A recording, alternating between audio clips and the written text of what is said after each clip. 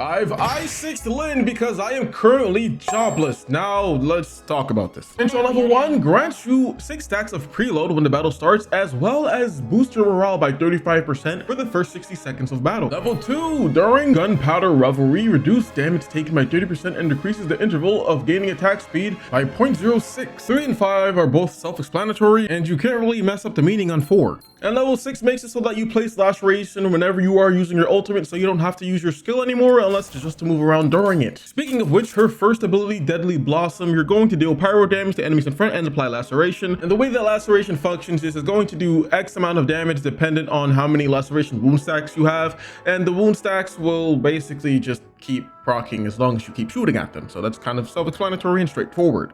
The ultimate is also rather straightforward. The basic rundown without too much yap is that anything that is literally quite in front of you on your screen is going to take damage as long as you have a line of sight of it. And with that being said, it's going to consume your sanity at X intervals unless you use skill duration and efficiency to make sure that it drains it a little bit lower, as you can see here. And on top of that, you're not actually going to be able to move during the ultimate. You're going to have to use the first ability to move around. And her passive, you're going to get 6 preload shots, 1 per second, but with that first Intron, you're going to be getting 6 anytime you start battle. And what it does is you're going to do X amount of damage based on how many of those preload shots that you have. And not only that, but you also are going to be getting suppressing fire, which increases the damage based on the number of those stacks. And if you want to see the multiplication, here it is.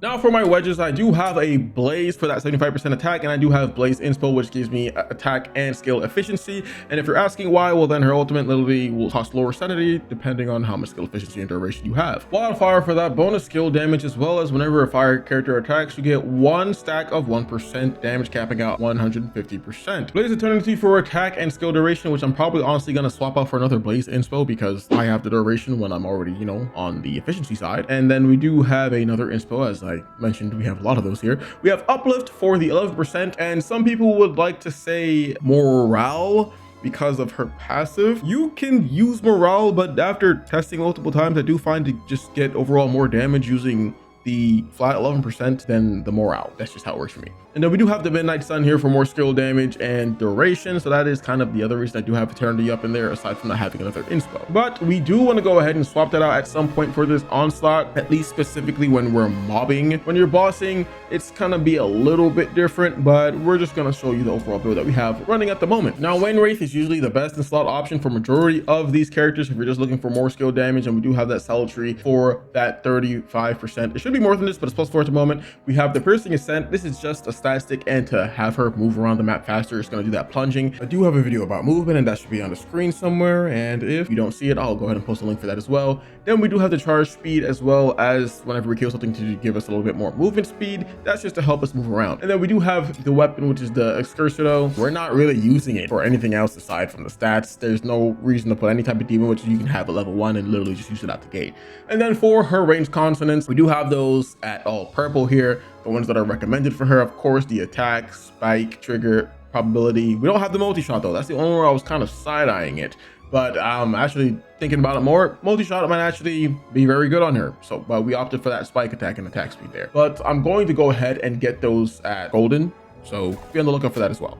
Now let's go ahead and talk about her partners. Now, it is no surprise that Daphne is her best slot partner, and that is because of the buff that she does provide whenever she's using the purification formula. And it's essentially an anemo damage buff that's only going to proc on ranged weapons. Do keep that in mind. It only works on ranged weapons. And guess what? She has a ranged consonance. So pairing Daphne up with Lynn actually is very good. And then there's also just that 45 or 40% crit buff that she does, not crit damage, but crit chance. As you can see there, 40%. And then you have the bonus trigger probability for the weapon, but the weapon is not counting the range consonants, so don't get those confused. And wherever Daphne goes, Shuffle and Filbert seem to follow, because whenever she uses her Trotter's Trot, she also is going to give you 54% damage boost overall. And actually, let me level this. I didn't even realize it's as high as it could be, but as you can see there, we can go even higher. So yeah, depending on what that level is, it's going to give you an ample buff here. And then her passive, that doesn't matter too much, but this resolve boost, whenever you do have 2 characters with the same element in the team, is going to give the rest of the team a resolve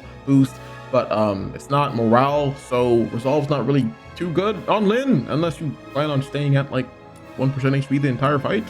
You're not Psyche, so don't do that. Another one of her stronger picks is the MC because of his passive that gives you a 100% increase to your trigger probability whenever you use Flare. And if you don't know what Flare is, that's just his ultimate. And the AI is typically good about using his ultimate, or at least it has been on my experiences for runs. I can't say the same for everybody else, but it works great for me. And then another strong pick here is Tabitha, but usually I'm using her with Rebecca whenever I'm doing AFK runs. When I'm doing more so of the farming or when I'm doing Psyche's events, I'll tend to use my Daphne and my Truffle in Filbert. Now let's go ahead and show you what she looks like in a boss. I'm going to end up using one of my weekly consumptions. I know it because it's not giving me the option to say that, hey, you've already done this week, you should probably not. And I could just tell I'm going to consume one, but it's for the sake of content, so enjoy.